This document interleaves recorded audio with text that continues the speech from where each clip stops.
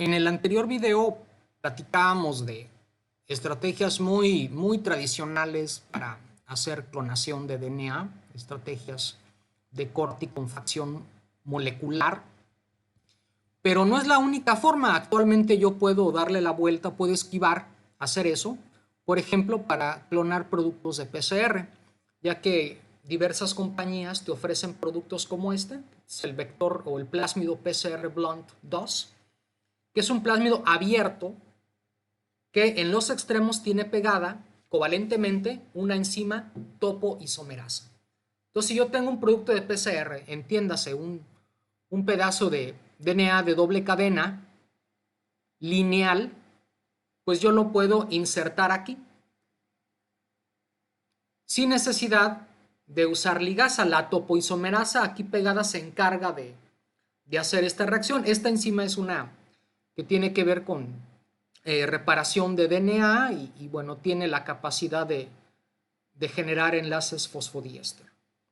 Entonces, este sería otro esquema de un plásmido lineal abierto como el que te venden, que cabe señalar que tiene sitios de restricción al lado, exactamente al lado donde están pegadas las topoisomerasas.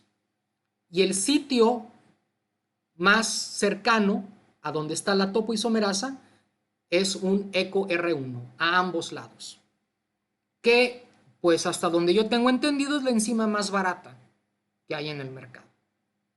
Entonces yo puedo incubar esto con un producto de PCR y se obtiene esto, el cual puede, bueno, hay dos posibles direcciones en la cual este producto puede ser clonado.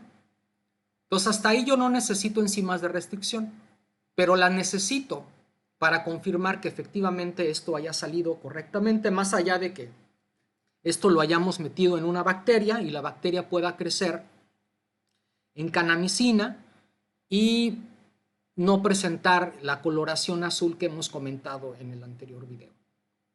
Entonces hay que sacar el DNA y cortarlo con eco R1, que como tiene sitios a ambos lados, pues lo que hace la enzima es liberar el producto de PCR que yo de antemano sé de qué tamaño es.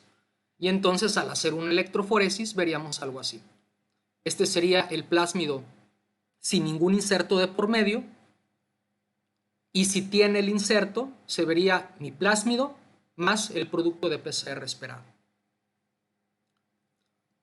De hecho, las enzimas de restricción las podemos utilizar para confirmar cualquier clonación independientemente que la hayamos hecho con enzimas de restricción y la ligasa T4.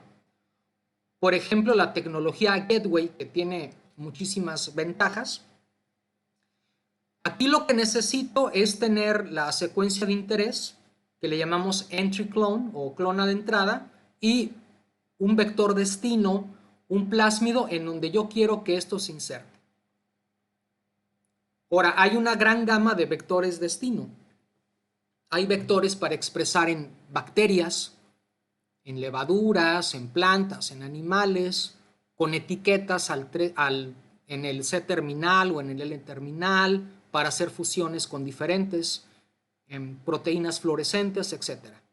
Entonces yo lo que me tengo que preocupar es por generar esto y luego lo puedo incubar con cualquiera de mis opciones de vector destino.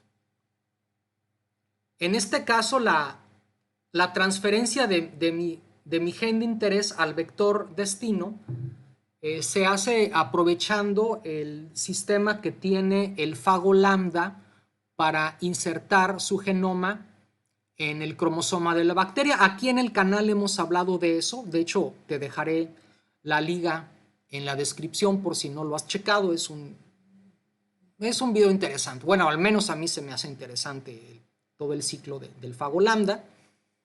Pero bueno, en este caso utilizamos eso para transferir este gen hacia mi vector destino para obtener este plásmido. Obviamente me queda la clona de entrada en donde el pedazo de DNA que estaba aquí pasa para acá.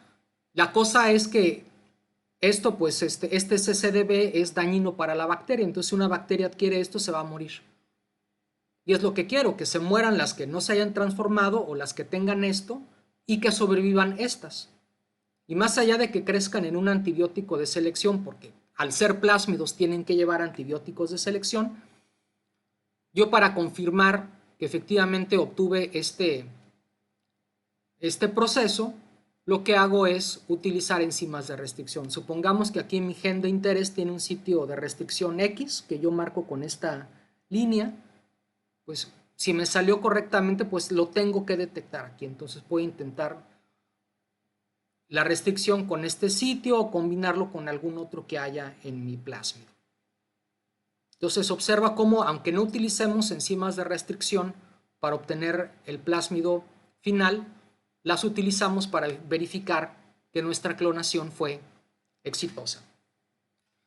Hay otras aplicaciones de las enzimas de restricción, por ejemplo, para hacer el protocolo de Southern Blotting, que me permite determinar el número de copias de una secuencia de DNA utilizando una muestra de DNA que fue digerido con enzimas de restricción.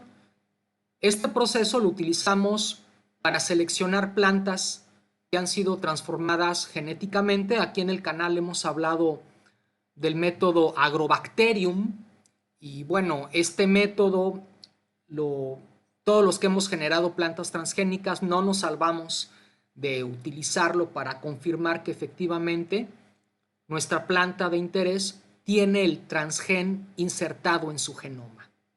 Pero también se pueden utilizar para otro tipo de estudios de variabilidad genética.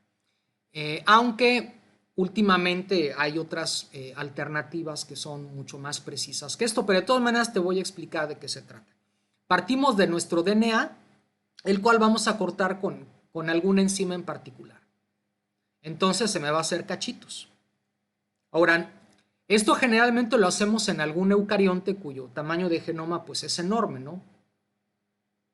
Entonces, al cortar todo este genoma, yo obtengo cientos o miles de fragmentos, dependiendo la enzima que esté utilizando. Entonces yo de esto hago un electroforesis y pues se van a separar montones y montones de fragmentos de DNA.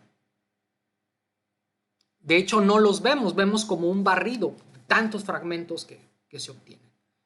Entonces, este DNA que está por lo pronto inmerso en nuestro gel de agarosa, utilizando una estrategia de capilaridad, vamos a transferir este DNA a una membrana de nylon y a inmovilizarlo ahí. Entonces, estos fragmentos de DNA, producto del corte por enzimas de restricción, van a quedar fijos en este papelito. Y ahí lo que vamos a hacer es hibridar nuestra membrana con una sonda.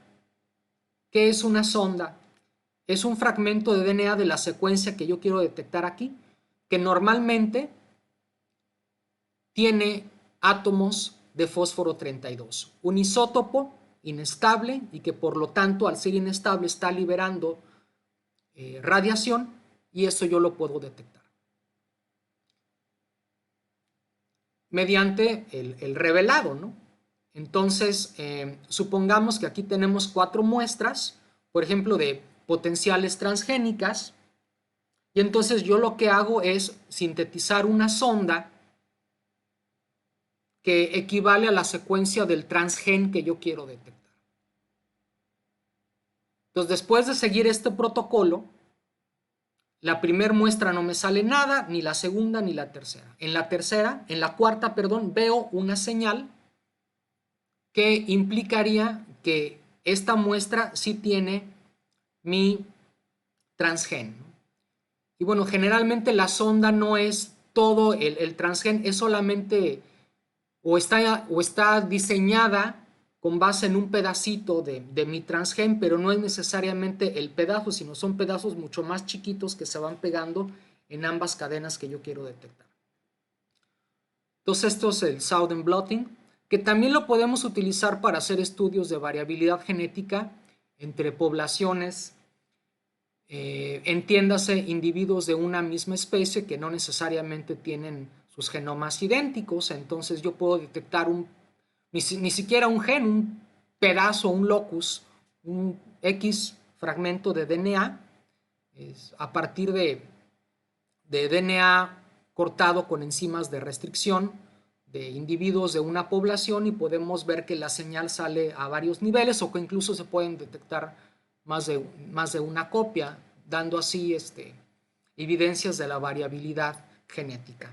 Sin embargo, ese tipo de estudios han ido disminuyendo drásticamente, si no es que ya nadie los hace, porque pues, es laborioso, utilizas un isótopo reactivo que pues, no deja de ser arriesgado, y actualmente pues tenemos técnicas de secuenciación masiva que son mucho más robustas y me dan una información mucho más precisa que una bandita, ¿no? Aunque insisto, para cuestiones de ingeniería genética sigue siendo la técnica más precisa para detectar la inserción de un transgénero. Entonces hablábamos de que actualmente hay secuenciación masiva, pero hay protocolos de secuenciación masiva que incluyen el uso de enzimas de restricción, por ejemplo la secuenciación Illumina, de la cual hemos hablado aquí en el canal. No lo explicaré en detalle, lo que haré es poner el link en la descripción por si no has visto el video. Y nada más voy a mencionar la parte en donde se necesitan las enzimas. Vamos a suponer que queremos secuenciar el cromosoma de una bacteria, que representamos aquí con este óvalo. Entonces lo primero que tenemos que hacer para este método es hacerlo cachitos. ¿Y cómo lo hacemos cachitos? Sonicando, es decir, el DNA se va a fragmentar físicamente, o utilizando enzimas de restricción. Los cachitos que luego se obtienen, se seleccionan porque requiere un cierto tamaño, y de ahí procedo con el siguiente paso, el cual no describiré, sino que te invito a que consultes el video si es que no lo has hecho, ¿no? Entonces observa cómo en este caso se siguen utilizando, ¿no? Y bueno, es necesario mencionar que las enzimas de restricción son algunas sensibles al DNA metilado, y por lo tanto esa propiedad la puedo utilizar para hacer estudios de este tipo, es decir, de epigenética, de análisis de regiones de heterocromatina, las cuales están metiladas. O por ejemplo, para estudiar transposones, que aquí en el canal también hemos hablado de transposones, ese DNA que se mueve, pero de preferencia no se mueve. Y una estrategia que tienen los seres vivos para que no se muevan los transposones es metilándolo, ¿no? Y yo puedo detectar esas metilaciones de diferentes maneras. Una de las maneras implica el uso de enzimas de restricción que son sensibles e insensibles a la metilación. Aquí tenemos el caso de la enzima HPA2,